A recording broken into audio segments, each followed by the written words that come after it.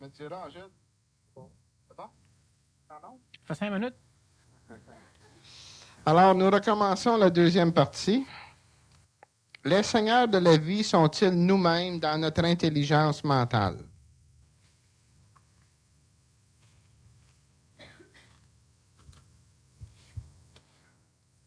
Bon, les seigneurs de la vie, on peut les... Disons que le mot même, les seigneurs de la vie, sur la Terre, il y a plusieurs sortes d'entités qui s'occupent de gérer la vie. Alors, il y a les disons, les seigneurs, on emploie des termes comme ça parce qu'à l'époque où on a mis le terme seigneur, l'homme se croyait toujours inférieur à tout ce qui existait.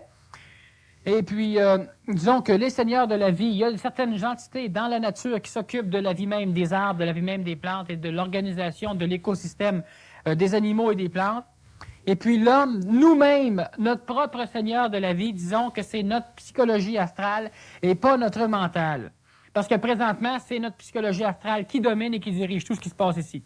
Chose qui est sûre, c'est que les seigneurs même, on a les seigneurs du karma qui font partie des seigneurs de la vie, eux autres empêchent l'homme qui n'est pas prêt vibratoirement d'aller fouiller dans un plan, justement, qui est au-delà de sa vibration. Alors, le seigneur de la vie, disons que ce serait le ramassis de tous ceux qui font en sorte que l'homme ne tombe pas dans des précipices, c'est-à-dire que l'homme ne s'entretue pas lors de guerre, c'est-à-dire que l'homme ne s'extermine pas. Et ces seigneurs-là, ils sont à l'intérieur de l'homme, mais ils sont aussi à l'extérieur de l'homme. On peut dire que les seigneurs de la vie, ça peut être aussi nos anges gardiens. Ça peut être notre ajusteur de pensée, ça peut être les lutins, ça peut être les gnomes, ça peut être toutes les farfadets, les entités de la nature qui s'occupent de faire en sorte que l'énergie vitale soit distribuée adéquatement là où l'homme en a besoin. Maintenant, quand l'homme se mêle de ça, bien, l'homme peut faire un désert avec un endroit. L'homme peut mettre le feu à une forêt puis en faire justement une espèce de gros ramassis de cendres noires. L'homme peut polluer l'air. Et les seigneurs de la vie de la planète Terre ont de la misère, ont de la difficulté à faire en sorte justement de garder l'écosystème correct. Alors, si on regarde par exemple dans ce qui concerne Belzébuth, qui est le seigneur roi de toutes les entités naturelles, les fées, les lutins, les farfadets, tout ce qu'on peut connaître comme entités naturelles qui vivent dans les bois, ben Belzébuth, il déteste la race humaine parce que la race humaine détruit tout le travail qu'eux autres font. Alors, si on se fait juste rappeler une légende qui existait en Irlande, entre autres, puis dans plusieurs pays d'Europe un peu avant que l'Amérique soit colonisée, on avait dans un petit village du monde qui travaillait là. Il y avait un meunier, il y avait un bûcheron, il y avait des peintres, il y avait des ménagères. Et puis, vers l'heure du midi, eux autres faisaient une sieste, ils dormaient. Et une heure après, quand ils se réveillaient, ben, le meunier voyait tout son blé, tout moulu, puis la farine dans les sacs. Le peintre, ben, son mur était peint. Le bricoleur, ben, son mur était tout fini. Tout le travail du village était fini. Le linge était lavé, puis plié, puis tout ça. Alors, ça a duré un certain nombre de temps, jusqu'à temps que l'homme avait peur de ce qui se passait là. Et là, les hommes ont décidé, à un moment donné, ils ont fait un caucus, puis ils ont dit, on va faire semblant de dormir, puis après ça, si on entend quelque chose, on va ouvrir les yeux, puis on va bien voir. Alors, ils ont fait semblant de dormir, ils ont laissé leur travail là. Ça faisait déjà un petit bout de temps que la majorité du monde ne travaillait plus. Ils commençaient le travail, puis ils étaient ça là parce qu'ils savaient qu'à un moment donné, ça sera fait. Hein? Alors, on commençait déjà à exploiter. Mais là, ils voulaient voir, parce qu'il y en a plusieurs qui avaient peur. Et puis, ils ont fait semblant de dormir, et tout d'un coup, ils ont entendu du bruit. Alors, ils ont ouvert les yeux, puis ils ont vu le paquet de petits lutins qui se promenaient, puis qui étaient en train de finir le travail commencé par les hommes. Alors là, ils ont eu assez peur qu'ils ont pris tout ce qu'il y avait pour taper dessus, puis ils les ont fait fuir. Puis depuis ce temps-là, l'homme ne voit plus les lutins. Les farfadets, les lutins, les gnomes et tout ça se cachent. Et ils ont la possibilité d'être visibles à l'homme ou d'être invisibles à l'homme. Et puis le Seigneur même, qui est une espèce d'immense bélier à tête d'homme, avec des bras d'homme, qui s'appelle Belzébuth, qu'on a déjà vu et qui est représenté souvent comme la forme, disons, animale du diable sur la terre. On l'a dans des sculptures un peu en Égypte, on l'a en Grèce, on l'a presque partout sur la terre. Ben, ça, c'est un Seigneur de la vie, donc du corps vital de la planète Terre et de ce qui nous fait vivre, nous autres. Les seigneurs de la vie, c'est pas notre intelligence. Notre intelligence devrait être capable de travailler en collaboration avec le Seigneur de la vie. Présentement, notre intelligence se croit le Seigneur de la vie. Alors, l'homme décide de l'écosystème bon à la planète. L'homme décide de la nourriture bon aux animaux. L'homme décide toutes ces choses-là. Et puis l'homme, ben lentement, il dégrade continuellement ces affaires-là. Et puis, ben, on n'est pas tellement aimé. Alors, ce qui fait que moi, j'ai déjà vu des lutins au Guatemala, mais la majorité des êtres humains là, ne peuvent pas voir parce que ceux-là se cachent. En Écosse, à Finorm, entre autres, bien évidemment, les individus qui travaillent là envoient régulièrement. Et puis, c'est l'endroit sur la Terre où tu vas voir des roses pousser en plein hiver, dehors, dans la neige, où tu vas voir différentes choses comme ça parce que les autres travaillent intimement reliés avec justement le plan de la Terre. Je pense qu'il y a quelques livres qui existent sur le marché avec qui parlent justement de ces entités-là et de Finorm, entre autres, en Écosse.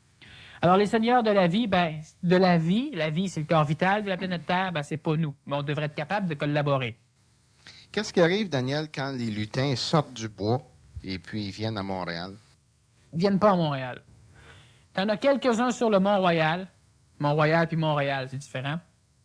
Et puis, tu en as à peu près pas. Tu as les entités propres des arbres qui vont s'occuper d'un arbre, mais tu n'as à peu près rien à Montréal parce que, premièrement, tu as trop de pollution, tu as trop de bruit, la vibration des moteurs. Tu sais, quand un camion passe à côté de chez toi, ta vitre patio à vivre chez vous, dans ton salon, où tu entends des vitres vibrer. Ces vibrations-là, qui sont très néfastes pour l'homme, de toute façon, on les font fuir. Il n'y a à peu près aucun nom. Mais dans un endroit comme ici, par exemple? Dans un endroit comme ici, il y en a souvent, mais c'est surtout des entités astrales qui viennent visiter puis qui viennent assister à des conférences ou qui viennent simplement se reposer parce que l'appel vibratoire du salon, en l'occurrence, parce qu'il est fait en chaîne massif, ça garde les vibrations puis ça amène des choses comme ça. Mais là, c'est des entités qui sont astrales, c'est-à-dire que c'est en sommeil ou en voyage, mais c'est pas une entité physique qui va être ici. L'âme peut-elle mourir? L'âme peut mourir et l'âme doit mourir. Ça répond-tu? Oui.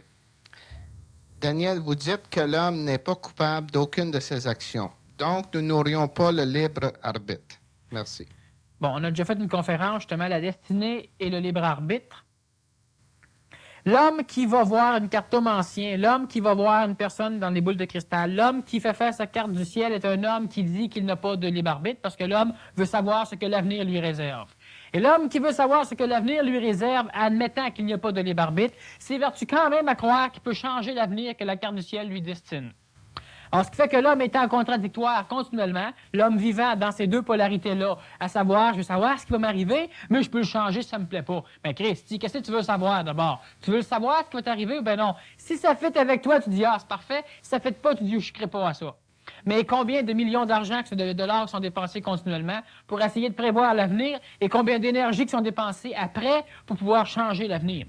Alors, ce qui fait que l'homme, effectivement, est responsable de ce qu'il fait de mal comme de ce qu'il fait de bien. La seule chose qu'il y a, c'est que l'homme est manipulé.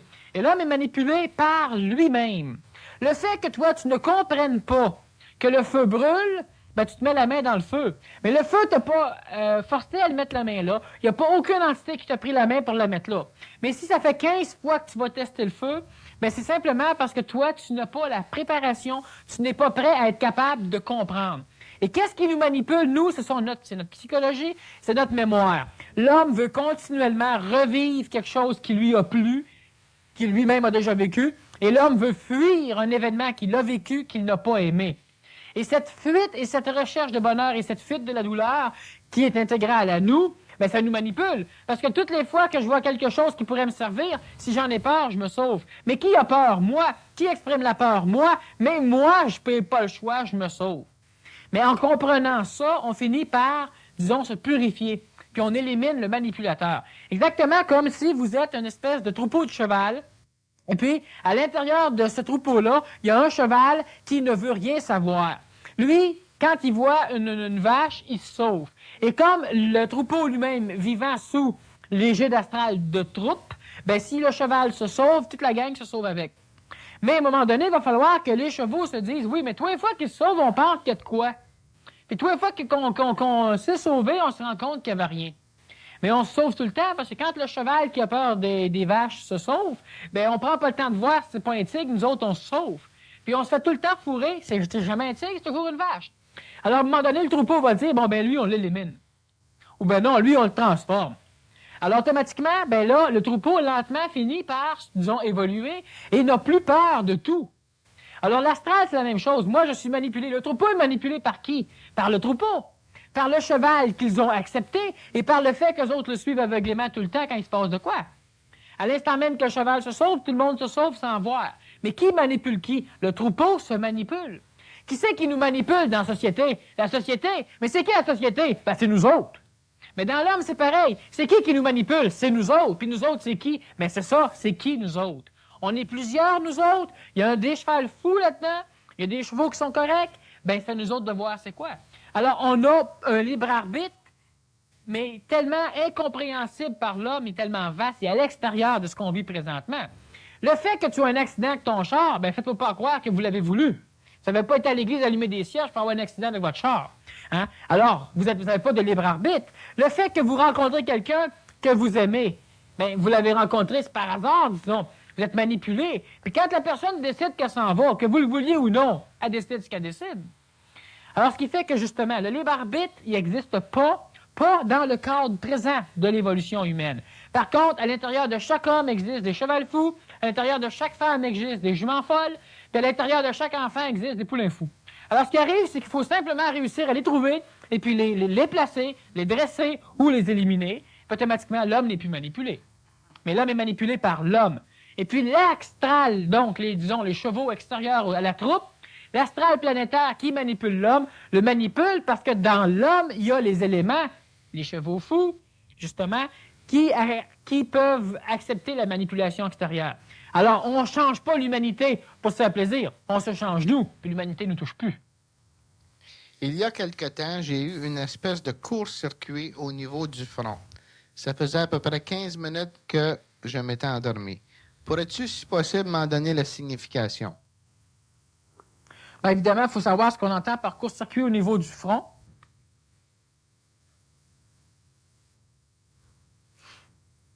C'est ça. Alors, le court-circuit, c'est que dans les phénomènes présents, il y a le développement de la glande pinéale au niveau du front, donc du troisième œil, et puis l'énergie supramentale qui descend, parce que de toute façon, chaque individu est présentement en contact avec cette énergie-là, à des doses différentes pour chaque individu. Et cette glande-là, bien, à un moment donné, il y a une espèce d'enveloppe qui doit se briser, comme un œuf. Et puis, la brisure de cette enveloppe-là peut donner des douleurs terribles au niveau de la glande pinéale, et elle peut évidemment donner l'impression de crispement, d'aiguilles qui traversent bord en bord de l'endroit, de torsion, d'étirement, de déchirement, et puis tout ça. Alors, court-circuit, ça peut être quelque chose comme ça, mais évidemment, la question est vague. Mais c'est quelque chose de normal. Puis, pour certains individus, ça peut être extrêmement douloureux, mais c'est pas dangereux. Excuse. Ça fait vivre les médecins. D'après toi, Dieu serait-il un égrégore? Bon, alors, je dirais oui et je dirais non. Pourquoi? Parce que, voyez-vous, c'est que l'égrégore, c'est quoi? L'égrégore, c'est une invention de notre psychologie, c'est une forme pensée. Maintenant, c'est que, quel que soit ce qui peut exister dans notre astral planétaire et dans notre imagination, toutes ces choses-là existent à l'état parfait, disons l'état pur, ailleurs. L'homme imagine que ce qu'il a vu, mais il le transforme. Et le transformant, il appelle ça imagination. Alors, disons que le Dieu de l'astral, alors, au commencement, l'homme créa Dieu à son image et à sa ressemblance. Ça, c'est quoi? C'est pas tout à fait le début de la Bible, quoique ça aurait pu l'être, mais on l'a inversé ça. Ce qui arrive simplement, c'est que chaque homme a sa religion. Hein? Les Tibétains disent bien 1 million d'hommes, 1 million de religions. Alors, 1 million de religions, 1 million de dieux. Chacun ici croit à Dieu à sa manière. Chacun ici le voit à sa manière. Chacun ici le pense à sa manière. Alors, dites-moi pas que Dieu n'est pas un égrégore. Dieu est une interprétation de ce qu'il est. Mais Dieu, c'est pas une entité personnalisée, parce que si c'est une entité personnalisée, il n'est pas partout. Puis étant donné qu'il est partout, ben vous ne pouvez pas entrer en contact avec une forme de Dieu. Sinon, c'est une imagination égrégorienne de votre psychologie astrale. Alors, Dieu est un égrégore, donc une forme pensée, créée par le passage, donc la prise de conscience de Dieu, mais sans mots. Le fait de mettre un mot à tout, bien, le réduit, le tue. Vous voulez connaître Dieu. Ben oui, mais vous voulez tellement le connaître que vous ne pouvez pas le connaître parce que vous en faites partie. Puis recherchez à l'extérieur ce qui est partout, bien, vous ne pouvez pas trouver dans le partout parce que vous ne cherchez pas dans le partout. Vous cherchez soit en vous, soit dehors de vous. Mais partout, c'est pas en vous, c'est pas dehors de vous, c'est partout. Alors, le Dieu que vous priez ou le Dieu que vous ne priez plus, bien, c'est tous des dieux différents pour tout le monde. Vous lisez la Bible, c'est un Dieu différent pour chacun qui va lire la Bible. Et Dieu est indépendant de ça. Mais cette forme de divinité-là, pour laquelle on va massacrer les infidèles, pour laquelle on va vouloir convertir les autres, pour laquelle on va jurer sur un livre, pour lequel on va pouvoir punir du monde, culpabiliser des enfants, ce Dieu-là, c'est un Dieu grégorien, un Dieu typiquement astral, c'est un Dieu humain. Bon, c'est un Dieu dans le ciel. L'énergie divine, ça n'a aucun rapport avec ça. Si on parle, on s'imagine souvent, on a un beau concept d'un Dieu qui est gentil. Ben oui, parce qu'on en veut pas un qui est colérique pour nous autres, hein? Bon, un Dieu qui va nous donner quand on le prie ce qu'on veut. Ben oui, c'est sûr, il n'est pas pour nous donner ce qu'on veut pas, ça va de soi, sans ça, on change de Dieu. Alors, je dis souvent, moi, le voyageur demande du beau temps, le paysan demande de la pluie, puis Dieu, ben, il sait pas qu'est-ce qu'il fait. Dieu hésite. Parce qu'est-ce qu'il donne du beau temps ou de la pluie? Lequel des deux que Dieu aime le plus? Pas celui qui donne une banane sur un hôtel de temps en temps. Dieu, il a créé la banane. Il n'y a pas besoin de banane, s'il y en veut une, il s'en fait une. Alors, Dieu, c'est quoi? C'est pas parce qu'on va allumer des cierges que le réel Dieu va répondre. Parce que les cierges appartiennent à Dieu. Dieu est partout. Alors, c'est pas en prenant un morceau de Dieu et en l'offrant à Dieu que Dieu est content. Dieu, là, il vous regarde puis il se demande ce que vous faites là. Alors, si on regarde, par exemple, à un moment donné, il y a une immense roche qui a déboulé de montagne qui va s'arrêter sur le bord d'un ruisseau. Et puis là, la roche, elle est là. Et puis, c'est normal. Alors, il y a des lézards qui montent dessus, qui se dorent au soleil. Il y a des oiseaux qui atterrissent là-dessus, qui regardent dans la rivière, puis quand ils voient un poisson, ils plongent dans l'eau, bouffent le poisson. Un jour, il y a un homme qui passe par là, puis il voit la roche. Puis il la trouve belle, puis extraordinaire. Elle ressemble comme une table. Il va chercher sa petite gang, ils prennent la roche, ils l'amènent dans leur église, ils la sculptent, ils en font un autel, puis là, ils l'offrent à Dieu. Alors là, Dieu avait déjà dit bien avant, tu ne feras pas d'autel en pierre taillée. Ben oui, mais il faut voir où sont nos autels en pierre taillée. Parce que ce que l'homme touche, l'homme le souille. C'est normal, parce que l'homme le transforme selon son concept de ce que Dieu a besoin. Mais c'est l'homme qui a besoin de ça, pas Dieu. Puis l'homme offre ça à Dieu.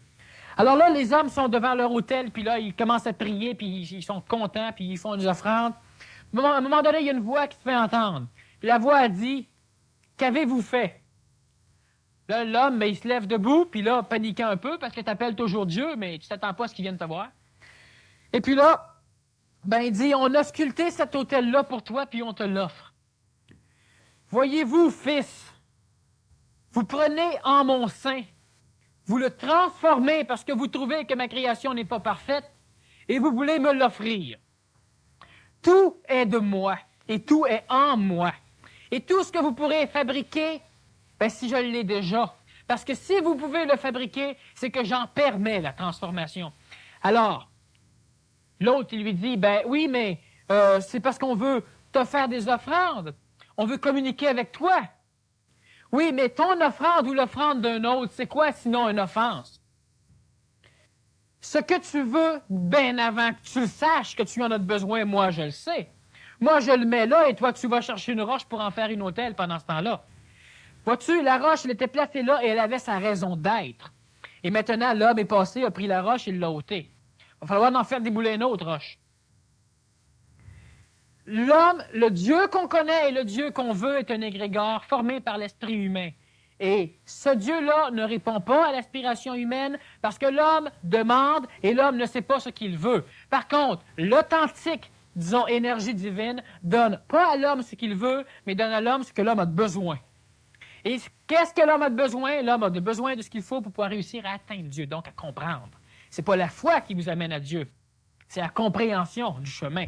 Vous avez foi que vous allez y arriver, maintenant comprenez le chemin pour y arriver. Il faut ces deux choses-là. Alors le Dieu lui-même qu'on connaît, le Dieu qu'on parle, ce Dieu-là, c'est un égrégore, c'est un Dieu dans le ciel, c'est un Dieu astral. Mais il existe de quoi de supérieur à ça. Les apparitions à la Vierge Marie et à Jésus viennent de quelle énergie? Je pense qu'il est à noter ici, Daniel, que ce ne sont pas les mêmes apparitions dont on parlait tantôt qui étaient astrales, où la Vierge apparaissait. Mais ici, c'est bien les apparitions que Marie a d'accord, reçues, les apparitions de la Vierge. ainsi que Jésus lorsqu'il était sur la montagne. Bon. Alors ça, ce sont des apparitions extraterrestres, absolument typiques, mais des apparitions dans le domaine matériel et astral dirigées par l'intelligence. Alors, ce ne sont pas des apparitions manipulatrices comme on a. Mais présentement, l'homme n'a plus besoin de voir en songe, parce que c'était en songe, cette apparition-là. ou dans un moment d'extase comme Marie. L'homme aujourd'hui est capable d'entrer en contact direct avec les mêmes genres d'énergie, mais en étant éveillé parce que l'homme est rendu à un point d'intelligence où il peut le faire. Alors, il ne faut plus rechercher des choses comme ça s'est passé, parce que ça s'est passé dans un cadre passé. Ça s'est passé dans des individus qui n'avaient pas une psychologie comme la nôtre, qui n'avaient pas une faculté intellectuelle comme la nôtre, qui n'avaient pas un corps physique comme le nôtre, qui n'avaient pas les connaissances comme on les a. Alors, il ne faut pas vouloir revivre le 2000 ans. Ça s'est passé le 2000 ans. Laissons ça où ce que c'est, et maintenant, il y a d'autres choses. Les mêmes énergies vont réapparaître, ils réapparaissent quotidiennement, mais pas comme ça s'est passé à l'époque. On n'est plus les mêmes genres d'individus. Il faut qu'on accepte qu'on est changé, qu'on est meilleur. L'atome a considérablement changé depuis ce temps. Énormément. Il y a des nouvelles plantes, il y a des nouvelles formes d'hommes, on est plus grand. On a un physique tellement plus extraordinaire. Regardez juste pour vous dire. La personne qui a couru le marathon la première fois, c'était un Spartiate qui restait à Sparte, c'était en Grèce. Et puis lui, il y avait une guerre justement entre, je crois que c'était les Perses, qui ont voulu dominer la Grèce, et puis les autres avaient pris Athènes. Et puis le dernier vestige Spartiate, qui était une ville de Grèce, avait été sur un col, et puis il y avait le seul chemin pour arriver à Sparte, il y avait une espèce de montagne, puis pour passer dans ce défilé, pour passer là-dedans, il fallait absolument traverser justement en passant entre le défilé pour arriver à Sparte. Les Spartiates se sont placés en haut et ont commencé à attaquer les Perses qui arrivaient en jetant des roches, des lances, etc. Maintenant, c'était impossible d'arriver à monter par-dessus, justement, à pousser les Spartiates à l'extérieur de ça. Mais il y a un Spartiate qui les a trahis. C'était pas un Spartiate, c'était une personne qui était venue les aider au combat, qui est descendu, qui a montré aux Perses le chemin pour arriver en haut, puis qui a tout massacré. Et il y a un Spartiate là-dedans qui est parti de là et qui a couru jusqu'à Sparte, je crois. Je me fouille bien à la bonne place. Et puis c'était le premier marathon. Mais lui, il a couru en combien de temps? Bon, peut-être 35 fois plus lentement qu'un coureur aujourd'hui peut faire normalement, qui a de l'entraînement, qui peut faire un marathon. Et puis si on regarde juste au niveau des Olympiques, ben le 500 mètres a été couru, disons, en 15 minutes en 1920. Aujourd'hui, on le fait peut-être en 45 secondes. Pourquoi? Parce que d'année en année et de génération en génération, on saute plus haut, on court plus vite, on plonge plus loin, on nage plus vite. Le corps s'améliore. L'homme le fait, c'est normal, parce qu'il y a une évolution dans le domaine de la matière. Alors, ce qui s'est passé il y a 2000 ans, ces corps-là n'ont aucun rapport avec les nôtres. Leur psychologie, leur cerveau, leurs neurones n'ont aucun rapport. Ces entités-là qui les ont contactés c'était nécessaire qu'elles soient de forme matérielle et astrale, dirigées par l'intelligence, parce qu'ils ne pouvaient pas communiquer autrement. Bon, il n'y avait pas d'ajusteur de pensée à l'époque. Le Nazarien s'en venait, mais ce n'était pas fait. Alors aujourd'hui, il ne faut pas qu'on accrédite, disons, des communications comme ça. Elles vont se faire d'une façon beaucoup plus intelligente. Mais quand même, c'était une communication absolument intelligente, différente, mais qui était de la même source. La même communication que la nôtre, sauf qu'elle a pris un véhicule différent parce qu'à l'époque, c'était intelligent de prendre un véhicule différent parce que l'homme n'était pas prêt. Parce que le Nazaréen n'avait pas fusionné encore. C'est ça. De la manière que je t'ai entendu parler, je recommence. De la manière que j'en ai entendu parler, pour moi, un guide est une entité beaucoup plus élevée que nous et qu'il est là pour nous guider,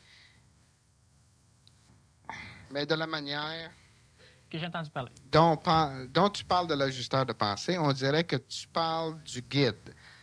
D'après toi, ont-ils la même mission? Pour moi, je ne le pense pas, car le guide n'a pas la même évolution que nous. Effectivement. Les guides que l'on connaît sont des entités, disons, bon, on va expliquer brièvement, après ça on viendra là-dessus. L'ajusteur de pensée a été en contact avec un être. Cet être-là a été en contact avec l'énergie divine. Et automatiquement, ce qui s'est passé, c'est que l'être a évolué, il y a eu une espèce de fusion, il a traversé la sphère astrale planétaire et il a traversé complètement la sphère mentale planétaire pour devenir une énergie. Mais ce chemin-là a laissé derrière lui des mémoires. Alors, l'ajusteur de pensée est allé sur un individu, l'individu a évolué et le guide a été dirigé par l'ajusteur de pensée. Alors, de cette façon-là, effectivement, l'ajusteur n'est pas le guide. Par contre, le guide, qu'est-ce que c'est?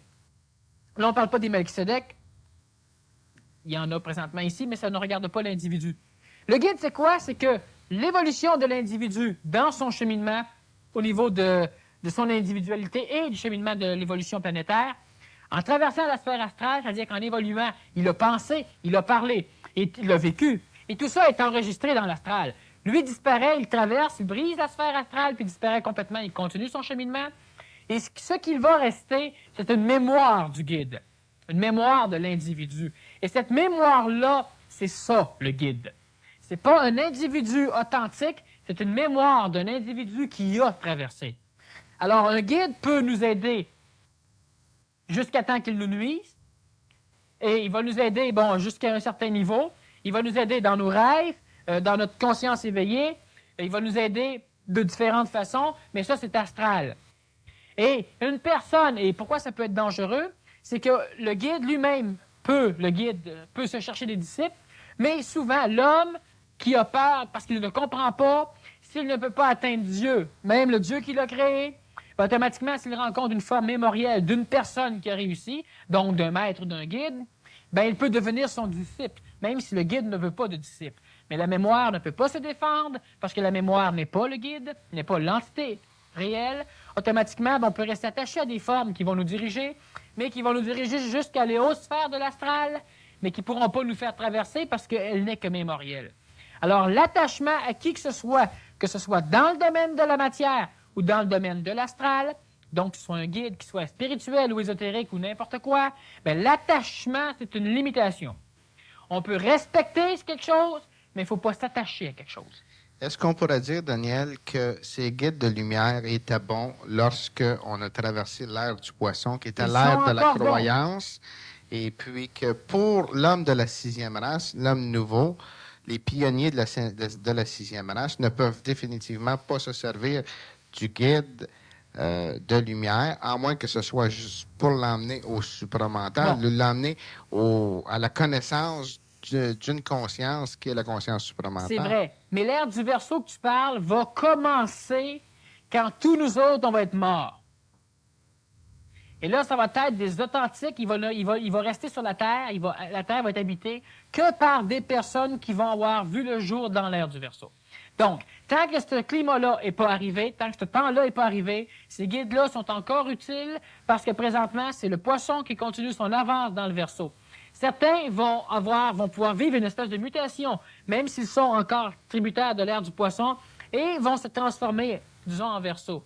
Mais la grande majorité ont encore besoin de ces guides-là, mais checkez-vous. Le phénomène des étoiles rouges qui se promènent dans le ciel est des soucoupes volantes.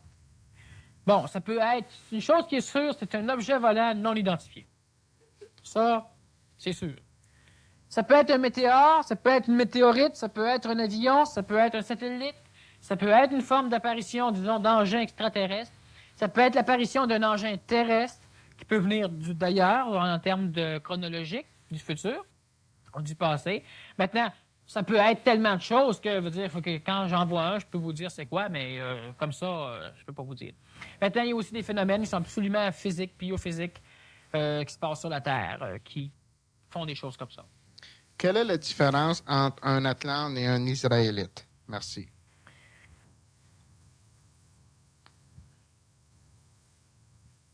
Donc, quand on dit merci, c'est après. Fait que, je pensais que j'avais répondu. Moi, je suis ici pour lire. Non, j'ai dit merci. Bon, quelle est la différence entre un Atlante et un Israélite? Bon, c'est très vaste à répondre. C'est grand comme ça. Disons que l'Atlante, oui, c'est qu'il faut parler avec les phénomènes de réincarnation. L'Atlante, c'est un individu qui a vécu, évidemment, sur Poseidonis, sur l'Atlantide. Possiblement que cette question-là, Daniel, se rapporte à ce qui se passe au Québec présentement. C'est ça que je pensais, oui. Alors, on a des réincarnations on a la Nouvelle-Jérusalem et puis on a des réincarnations Atlantes qui font partie de cette... C'est ça que je croyais. Les Israël, premièrement, ont été un peuple qui a été dirigé par des individus qui ont été ramenés en Terre Blanche lors de la destruction de l'Atlantide. La Terre Blanche, géographiquement parlant, se trouve à l'endroit où est le Québec présentement. Et c'est à cet endroit-là que les élus sont ramenés à chaque fin, à chaque changement de race, lors de l'enfoncement de l'Hyperborée, qui était, qui bordait nos côtes, contenant le Groenland, le Nord, etc. lors de l'enfoncement de la Lémurie, de l'Atlantide et prochainement de ce qui s'en vient. Et les Israélites ont été un peuple qui a été domestiqué, disons, qui a été éduqué par des maîtres, parce qu'on les croyait supérieurs, mais on est tous des maîtres, par des individus qui venaient, des élus qui venaient de la Terre Blanche. Et aujourd'hui, au Québec, bien évidemment, les élus se rassemblent encore parce qu'ils se déplacent physiquement en prenant l'avion, déménageant au Québec, ou simplement parce qu'ils naissent au Québec. Bon, alors, au niveau israélite et au niveau atlantéen, les Israélites ceux qui ont été, ce ne sont pas des Atlantes qui sont réincarnés israélites, ce sont des individus qui ont été éduqués par des vestiges atlantéens de haut niveau d'évolution. Les Israélites ont beaucoup plus de karma collectif à payer que les réincarnations, disons, atlantéennes, parce que l'Atlante a payé depuis longtemps. Lors de l'Apocalypse atlantéen, celui qu'on a vu en prophétie constatant revivre, et alors les Atlantes ont payé leur karma collectif. Les Israélites l'ont presque fini de le payer. Ils l'ont payé en masse, les Juifs, etc. Ils l'ont payé en masse ces derniers temps, mais c'est pas fini. Alors, au niveau de l'endroit, au niveau du Québec, ben, c'est le même phénomène qui se passe, c'est l'appel vibratoire de l'endroit, sauf que les Israël ont encore du karma à payer, et ils vont le payer. Les Atlantéens, là, que les Atlantes ont vécu, pour pouvoir purger leur peine, puis qu'ils ont dû leur peine simplement pour leur permettre de comprendre ce qu'ils faisaient, pourquoi ça leur tombait sur le nez, bien, Israël va avoir à le faire, à apprendre. Maintenant, le karma, c'est pas quelque chose qui est payé en claque. Toi, tu as fait quelque chose, le karma s'en vient vers toi comme un cheval à toute vapeur, puis tout d'un coup, tu comprends la loi. Mais le cheval n'existe plus. Le train n'existe plus, il n'y a plus rien. Pourquoi? Parce que tu as compris. Et c'est juste ça. Quand tu comprends, tu n'as plus de karma à payer, puis quand tu élimines la mémoire, tu n'as plus aucun karma, ni collectif, ni quoi que ce soit à payer. Alors, la différence, c'est simplement ça, c'est qu'il y en a un qui est antérieur à l'autre, et puis il y en a un qui a été éduqué par l'autre. Israël a été éduqué par l'Atlante. Les Atlantéens ont été éduqués, eux autres, par d'autres formes d'énergie, disons, qui étaient avant. D'où viennent les extraterrestres? De quelle planète? De toutes les planètes, et surtout de celles qu'on veut qu'ils viennent. Alors, premièrement, bien évidemment, il y a eu, à un moment donné, un contact avec Vénus, mais ça fait très longtemps, puis aujourd'hui, avec Jupiter, puis avec une des lunes qui tourne autour de Jupiter, qui est une lune artificielle. Bon. Ça, les savants commencent à découvrir ça, ils commencent à se poser des questions sur ça, puis sur Saturne. Maintenant, Saturne pas rond. Non, c'est pas ça que je veux dire. Mais les extraterrestres viennent de très loin et ce sont des énergies, et puis viennent de plusieurs places dans notre système solaire et dans notre système galactique. Alors, ce qui fait que l'endroit même n'est pas important. Puis, c'est réellement pas important, ça vient de tout partout, comme des mouches. Ma femme en rêve voit des extraterrestres. Astral. Serait-ce astral ou message supramental? Non. C'est typiquement astral. Pourquoi? Comme tout à l'heure, j'expliquais, il y a 2000 ans, ça aurait pu être un message, disons, divin. Mais aujourd'hui, c'est un contact de type astral, mais de type astral faible. C'est-à-dire qu'il n'apparaît pas dans votre conscient comme une imagination collective. Vous avez les yeux ouverts, mais vous le voyez, mais en réalité, le radar ne le perçoit pas. Il apparaît dans les rêves. Et puis ça arrive fréquemment aujourd'hui où on va rêver à un apocalypse, où on va rêver à un avenir extraordinairement beau, où on va rêver à un contact extraterrestre. Et ça, c'est simplement un voyage astral justement où ce qu'on va fouiller dans des mémoires astrales où il y a déjà eu des contacts extraterrestres. Alors, c'est astral. C'est astral. That's it? Est-ce qu'il est mieux d'être désintéressé à tout ce que l'on peut lire ou apprendre pour... Je dois dire en passant qu'être intéressé au désintéressement, c'est pas correct. Je recommence. Ouais. Est-ce qu'il est mieux d'être désintéressé à tout ce que l'on peut lire ou apprendre pour recevoir cette énergie, ou si on est mieux de chercher et avec volonté?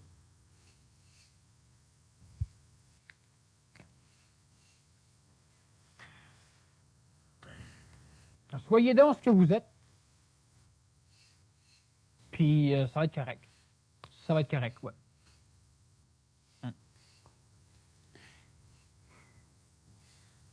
J'ai vu dans un rêve un dégravitateur à l'intérieur d'une soucoupe. Ouais. Qu'est-ce que c'est? Ben, c'est un appareil qui ôte la gravité. Hein? Vois-tu? les, les engins extraterrestres voyagent dans la matière, donc le type matériel, d'une façon, premièrement, où ils peuvent créer un vide en avant d'eux autres. Automatiquement, ils sont aspirés par le vide, ils peuvent voyager à une vitesse extraordinaire. Et puis, le dégravitateur, ben, c'est simplement, justement, une forme illusoire d'appareil qui qui permettrait de pouvoir être contre la gravitation, mais disons bien simple que si moi je fais de la lévitation puis je peux voler, mais je me bâtis une soucoupe volante en bois, puis je mets des fils électriques là-dedans avec une batterie d'auto puis des voyants lumineux. Puis là, quand je pousse la manette, ben la soucoupe se met à avancer. Mais j'ai pas besoin de ça, c'est moi qui fais voler ça. Par contre, ben j'ai tellement vu de films que ça me plaît d'avoir à jouer avec des manettes. Si je fais venir un être humain à l'intérieur de ma soucoupe, ben, automatiquement, lui, pour pouvoir mieux comprendre, ben, il doit y avoir des appareils dans ma soucoupe qui vont lui donner une explication du phénomène antigravitationnel. Mais en réalité, ces appareils-là, j'en ai royalement pas de besoin, pour la faible raison que je voyage pas avec un appareil. C'est faire comme les conférenciers, quoi. C'est ça. Alors, exactement comme si je suis capable de faire avancer mon auto parce que je suis dans une côte. Puis elle avance toute seule, j'ai pas besoin de moteur. Mais si toi, tu peux pas comprendre ça, puis il faut un moteur. Alors, j'ai un moteur, puis je te montre mon moteur, puis après ça, on avance. Mais moteur par moteur, ça marche pareil.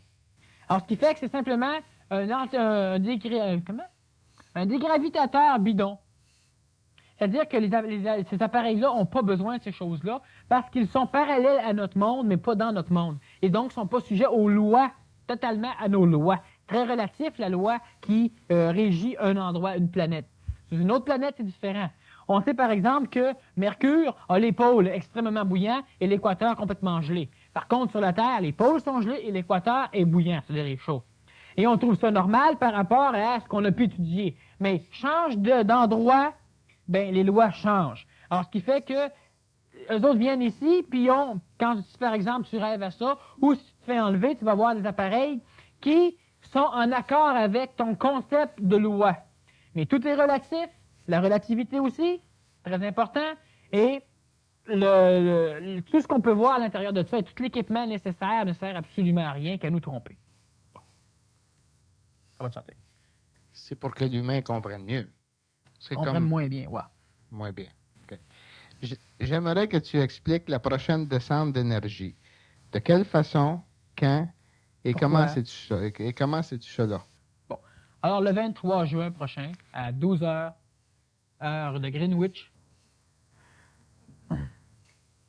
Non, prochainement, je vais commencer à expliquer c'est quoi l'énergie avant d'en parler. Et puis, le mois de juillet, justement, il y a des conférences je n'ai pas les titres ici, là, mais je vais parler de qu'est-ce que l'énergie, qu'est-ce qu'une descente d'énergie, un peu par après. Et puis, lentement, ben, on va en parler parce qu'il faut qu'on prépare l'individu à savoir. Il y a des choses qui se disent pas quand c'est pas le temps, et puis, ben, il n'y a rien à faire, ça se dit pas, puis ça sort pas. Alors, à un moment donné, ben, je vais en parler, puis ça c'est cet été, il y a des conférences, je pense que vous avez déjà eu l'horaire, et puis on va parler des descentes d'énergie. C'est pas de la publicité, c'est simplement que ça serait absolument inadéquat, puis complètement sans dessin d'en parler à soi. Il y en a plusieurs qui étaient peut-être pas supposés d'en parler, mais qui ont parlé de la fin de l'année 1984 serait très importante au point de vue énergétique. Ouais, ben c'est sûr. Est-ce que ça a une relation avec Immense ça? relation, c'est pour ça que c'est cet été qu'il faut qu'on parle de l'énergie à ceux qui peuvent être prêts, parce que cet automne, il y a de quoi qui s'en vient. Élaborer sur les êtres de lumière qui viennent former des groupes pour se préparer aux événements qui arriveront bientôt pour la mutation de l'homme. Est-ce que tu as compris? Ben oui, j'ai compris, mais toi non? Merci. Alors, élaborer sur les êtres de lumière qui viennent former des groupes pour préparer ces groupes-là aux événements qui arriveront bientôt pour la mutation de l'homme. Bon. Alors, voilà.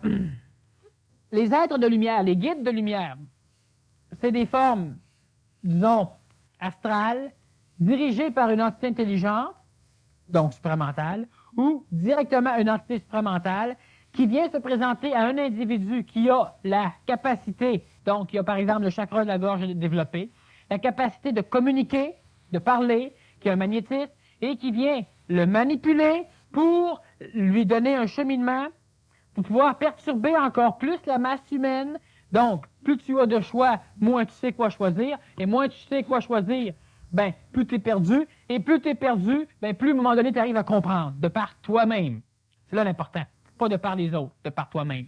Alors, ce qui arrive, c'est que les événements qu'on attend, ben, évidemment, c'est pas ceux-là qui vont arriver. Hein? Alors, être prêt, on peut pas être prêt à ça, sauf si on est prêt à tout.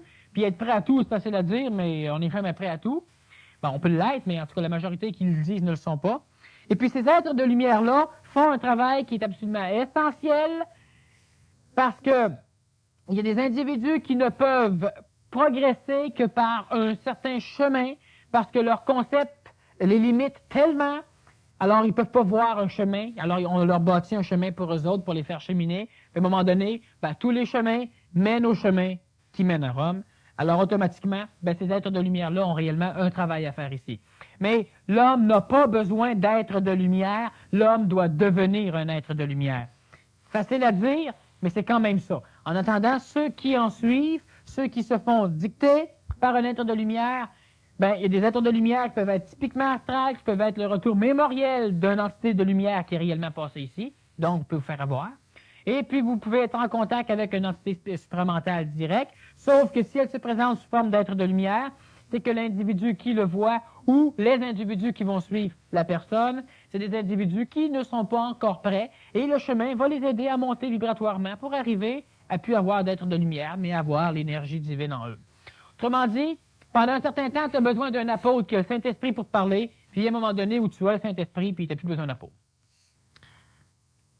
Est-ce que j'ai bien compris est-ce que tu as dit que le supramental, la conscience supramentale peut utiliser un être de lumière, mais Oui. c'est pas un être de lumière provenant de la conscience supramentale, ils vont aller chercher dans l'astral de la planète. Oui.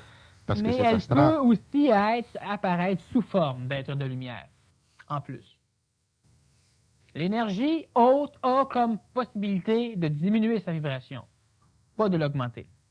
Alors, l'énergie supramentale peut aussi te bâtir ce que tu as de besoin si ça n'existe pas dans l'astral pour pouvoir te guider. Et elle peut prendre une entité mémorielle hyper évoluée du domaine spirituel astral et s'en servir comme être de lumière et le présenter à quelqu'un. Est-ce que ça serait une C'est un contact exception? extraterrestre, évidemment. C'est une exception, ça, à ce moment-là. Oui. Parce Les êtres de qu'habituellement, lumière sont rares. dans l'énergie supramentale, C'est ça. très rare. Parce Très qu'habituellement, ça. Très rare. Très rare, mais c'est des choses qui se font. C'est du monde qui vont avoir à faire un pont entre un spiritualisme organisé, celui qu'on connaît, donc des religions organisées, des écoles organisées, avec, disons, nous autres. Puis ils font le pont. Ils prennent le monde qui sont là, qui sont prêts à l'ésotérisme, qui sont prêts à de nouvelles découvertes, pas prêts à ça. Et puis, lentement, ben, ils vont les faire cheminer, puis d'un coup, le monde décroche, puis ils vont là. Le travail est extraordinaire, puis absolument parfait. D'ailleurs, dans le passé, Ben, on a du monde présentement qui sont guidés par les êtres de lumière de type supramental, puis c'est bien correct. Comment remédier à ces douleurs physiques lors du passage de l'énergie supramentale? Premièrement, vous devez voir votre médecin. Pourquoi? Parce que ça peut être le passage de l'énergie cancéreuse. Ça peut être une indigestion. Et puis, en dernier de tout, ça peut être le passage de l'énergie supramentale. Alors, les douleurs physiques, puis ça c'est important, c'est pas une farce, c'est très important, parce que l'homme arrive souvent à vouloir s'imaginer, le positivisme c'est bon, mais quand tu as un camion qui te pile sur le pied, t'as beau être bien positif, il pile sur le pied pareil. Alors, c'est pas en attendant d'attendre qu'il soit trop tard hein, avant de commencer à faire de quoi. Et puis, les énergies eux-mêmes, si ton corps est en santé, si tu l'entretiens, si tu le perfectionnes, c'est-à-dire que si tu le conscientises, si tu fais du sport, tu prends du soleil, tu fais du camping, tu fais quelque chose avec ton corps. Le corps physique a une utilité primaire. Il est animal, premièrement, et il y a des besoins animaux. Et puis ça, il faut qu'on lui donne. La vitalité, l'énergie, hein, vous mangez comme il faut, vous prenez le repos que vous avez besoin. Bon, ces choses-là, c'est tous les corps, on les nourrit puis on les connaît comme ils doivent être connus. Quand l'énergie supramentale descend, il n'y a aucun problème. Et les médecins aujourd'hui, on a vécu une époque de médecins pilules. Mais les médecins aujourd'hui eux autres aussi, c'est des êtres humains évolutionnaires. Et il y a des médecins aujourd'hui qui commencent à découvrir, pas juste l'acupuncture, puis la massothérapie, puis les champs magnétiques, là. Il y a des médecins qui commencent à comprendre d'autres choses qui n'ont plus d'allure. Puis vous pouvez être surpris quand vous parlez à votre médecin, les médecins jeunes surtout, mais il y a quand même des médecins qui ont un certain âge. Et puis, les médecins, ça se magasine.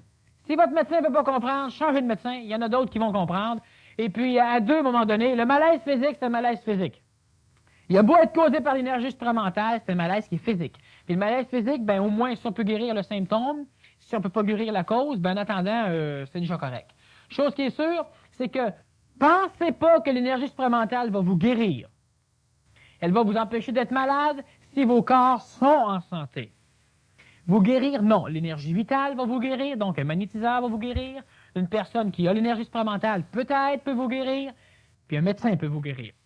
Puis vous aussi, mais faites attention à ça. Alors, ce qui fait que la première chose, si vous avez des douleurs, ben c'est ça, consultez votre médecin. C'est pas une farce, c'est une chose sérieuse. Si le médecin fait tous les diagnostics puis vous avez rien, ben consultez peut-être votre psychologue, ou bien non, là, pensez qu'il y a de quoi qui se passe. Mais, oui. Mais moi, je suis pas d'accord avec toi. Je sais, je te regarde faire, là, puis je vois bien ça. Parce que, à ma connaissance, des médecins qui sont conscients de l'énergie supramentale, au Québec en tout cas, on peut les compter sur nos 10 doigts de la main.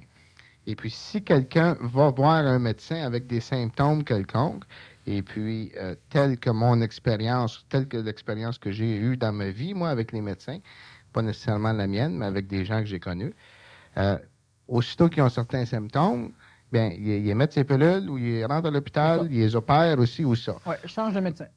Oui. Change de médecin. Je connais quelqu'un qui a fait ça, moi, puis qui s'est ramassé avec 23 opérations. Il y avait un karma à payer. Il aurait peut-être pas dû changer de médecin. Il avait peut-être le bon au début. Il a dit qu'il fusionnait. Il l'a pas cru. Ça va un pour l'aider. Non, de toute manière... Daniel, tu sais comme moi, ce que tu dis, je suis d'accord. C'est correct si on vient voir quelqu'un qui, disons, un médecin, qui est conscient qu'il y a une conscience supramentale. Parce que on connaît des gens qui ont commencé à faire un cheminement et puis tout à coup, paf, ils ont l'air des vrais, des personnes prêtes à entrer dans la grande bâtisse grise. Quelqu'un qui n'est pas conscient de ça va l'envoyer là. Mm-hmm. Il va lui donner des pilules, il va lui pousser des tests, puis ils vont le rempirer. Oui, mais là, on parle de malaise physique. Si tu as des douleurs rétrosternales, si tu as, par exemple, des montées de tension, si tu fais de la fièvre, si tu as des douleurs au foie, si tes pieds enflent, puis tu as un certain âge, même si tu te conscientises, ça n'empêche pas l'énergie normale, physique, matérielle, psychologique, etc., de venir mener son jeu. Alors, ce qui fait que la première chose à faire, c'est quand même de consulter un médecin. Et puis, par après, toi, tu vas juger. Mais une chose qui est sûre, c'est que l'individu qui a des symptômes, parce que l'individu ne connaît pas la médecine. Moi, je connais la médecine, puis moi, je peux savoir quand puis quand pas. Bon. Mais venez pas me voir, les médecins connaissent plus la médecine que moi encore. Mais une chose qui est sûre, c'est qu'il y a des symptômes typiques de l'évolution. Mais l'homme ne connaissant pas la médecine, l'homme s'imagine automatiquement une certaine chose, là. Je sais pas, à un moment donné, j'ai senti comme une aiguille qui me transperçait le cœur.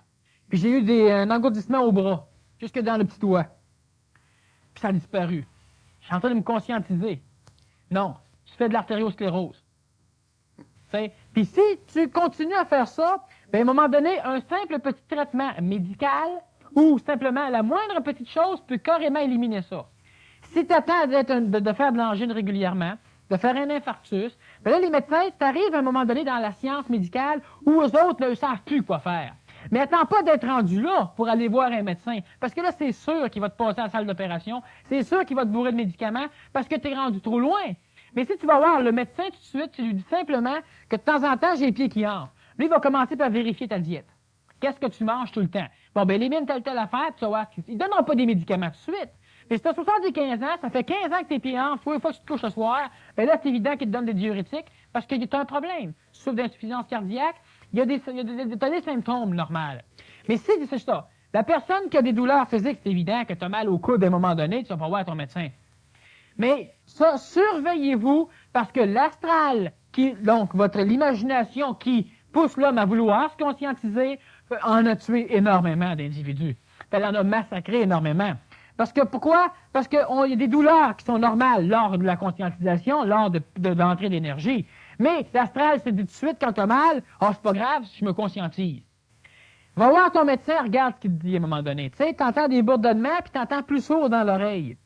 Mais t'as passé l'été de baigner, tu n'as jamais essuyé les oreilles. Bon, puis là, tu sais, il a déjà parlé que, oui, t'as peut-être un otite. sais. Mais c'est niaiseux, le médecin, il regarde. S'il voit rien, il voit rien. Là, OK, tu peux te poser des questions. Comment te faire aller voir? Fais-toi pas au médecin, va jeter un œil chez le médecin. Pour les douleurs physiques, je te parle. Je te parle pas parce qu'à un moment donné, tu sais, non, pour les douleurs physiques. Comment te faire aller voir ton médecin? Un acupuncteur. Va voir ton médecin. C'est Va quoi? voir l'acupuncteur si tu veux. Après que tu auras le diagnostic, que tu sauras qu'est-ce que le médecin pense que tu as. C'est ta conférence. Oui. Y a-t-il une différence entre l'énergie supramentale de notre système et l'énergie supramentale d'un... Oh, attends, excuse. Y a-t-il une différence entre l'énergie supramentale de notre Ah, OK, je comprends. L'énergie supramentale des autres système et l'énergie supramentale? C'est parce que système est répété 2 fois ici, là. Et l'énergie supramentale d'un autre système solaire, et pourquoi? C'est original. Y a-t-il et pourquoi? Bon, ben, il y a une légère différence, mais ça encore, je ne veux pas aborder ça. Parce qu'il y a des individus présentement qui sont. qui ont justement l'énergie supramentale d'un système différent, d'un soleil différent. Et puis, non, c'est pas encore le temps qu'on aborde quelque chose comme ça, dans une dizaine d'années. Pas tout de suite. Ouais. Pas tout de suite. Ah, c'est pas bête, ça. Pourquoi ne nous servons-nous pas des extraterrestres pour avancer technologiquement sur la Terre? Pour la simple raison que les extraterrestres arrivent ici, puis toute la science qu'ils ont ne peut pas être applicable sur la Terre. L'homme s'imagine pouvoir l'appliquer, l'homme rêve de l'appliquer, mais cette science-là ne s'applique pas. C'est beau de voir un appareil qui te permet, par exemple, un revolver qui te permet d'émettre des faisceaux laser qui peuvent faire rougir une roche à tel point qu'elle va te chauffer toute la nuit. C'est beau de voir un extraterrestre faire ça. Mais fabrique-en un. Démonte-le, tu vas te rendre compte que tout ce qu'il y a dedans n'est pas sur la Terre, ou encore qu'il est vide. Bon. Alors, leur technologie, faisant un laser qui fait ça, mais va être absolument différent du type de laser de l'extraterrestre. Leur soucoupe, c'est la même chose, puis leurs habillements, puis toutes ces choses-là. Alors, ce qui fait que leur technologie ne peut pas servir à rien ici, sauf nous donner l'idée de faire la même chose. Mais alors, c'est pour ça qu'on ne s'en sert pas, c'est parce qu'elle n'est pas applicable dans notre continuum spatio-temporel, dans notre phénomène planétaire. C'est pas applicable. Et puis, en plus, le fait de voyager d'une planète à une autre ne réglera pas le problème que dans 15 ans d'ici, ou dans 20 ans, ou dans 30 ans, tu vas mourir. Puis tu n'auras pas plus compris ce que tu es venu faire ici. Fait que tu auras beau voyager d'un système à un autre, bien, ça ne réglera pas ton problème. Comment tu peux régler le problème humain? Puis après ça, tu verras le problème technologique, puis tu verras qu'il n'y aura même plus de problème technologique. Parce que toi, avec, tu vas pouvoir te prendre un laser vide puis tirer avec. T'sais? Est-ce qu'on pourrait dire, Daniel, que la majorité des ovnis sont une matérialisation? Bien, c'est une matérialisation, soit matériel typique ou soit astral. L'astral est matériel, mais disons matériel solide, typique. pas tout. Loin de tout. Beaucoup. Beaucoup. Ouais. OK. Parlez des intraterrestres, s'il vous plaît. Ouais. À un autre moment donné, on pourra peut-être en parler plus longuement. Les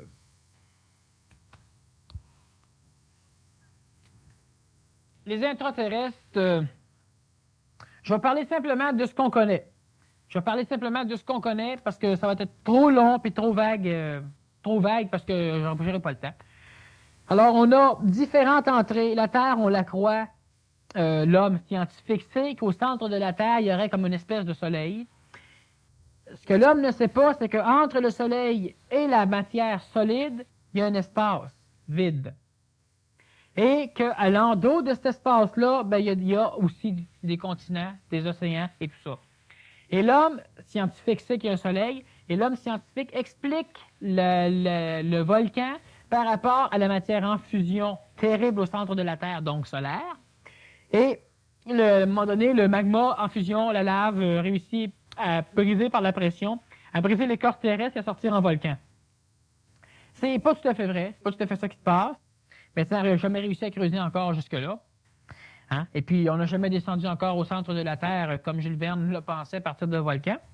Parce qu'à un moment donné, ça se bouche par le bouchon de lave lui-même. Alors, ce qui arrive, c'est ça, c'est qu'à l'intérieur de tout ça, on connaît des entrées qui sont ésotériques et qui sont traditionnelles. En l'occurrence, Shambhala et l'Agartha, dont une est au Tibet, une est au pôle Nord. On a, par exemple, on aurait un trou au pôle Nord Bon, il y a un trou effectivement qui existe au pôle Nord. Et de temps en temps, on a les effluves du soleil central qui sortent par là sous forme de grands rideaux magnétiques qu'on peut voir de temps en temps quand on regarde le Nord. On appelle ça aurore boréale. Alors, on ne peut pas l'expliquer scientifiquement, mais une chose qui est sûre, c'est qu'il y a des choses comme ça qui se passent. Et puis les intraterrestres, ben, c'est ceux qui vivent là. À l'intérieur de la Terre, et non pas au centre de la Terre, existe Shambhala. Et ça, c'est pas au centre, mais c'est à l'intérieur de la Terre. Et là vivent certaines entités qui ont percé les sphères astrales, mais qui présentement ont un travail à faire ici. Et des entités qui ne sont pas nées de la planète, mais qui viennent présentement ici parce qu'ils servent de catalyseurs évolutionnaires. Ça, on reviendra là-dessus aussi à un autre moment donné. Les autres vivent donc pas au centre de la Terre, mais au creux de la Terre, dans la Terre. Est-ce que ce sont les maîtres du monde? Oui. Eux autres sont les maîtres du monde, extérieur et intérieur, et ils vivent entre les deux. À ce moment-là, ils ont déjà vécu sur la Terre? Pas tous. Une bonne partie? Non. Non. Il y en a qui ont vécu sur la Terre, puis la grande majorité n'ont pas vécu sur la Terre. Ils viennent de l'extérieur. Combien est-ce qu'il y en a? Ça te regarde pas. 12, 13 qu'on... 12, 13, 14, ouais. 12, 13, 14 qu'on connaît ont vécu sur la Terre. Ouais. Et les autres viennent de Ouais. l'extérieur. OK. Mm-hmm. L'âme peut-elle mourir? Bon, c'est le temps de répondre à ça. L'âme peut mourir et doit mourir. Ça, je vais répondre tout à l'heure. Regardez pour la fin, celle-là. C'est correct, celle-là. Pourquoi? Parce que l'homme peut agglomérer une mémoire et lentement, l'homme se fabrique un corps astral. C'est-à-dire que l'homme finit par avoir une mémoire. On a chacun notre mémoire qui nous est propre. Et dans notre rêve, dans notre sommeil, on peut voyager dedans.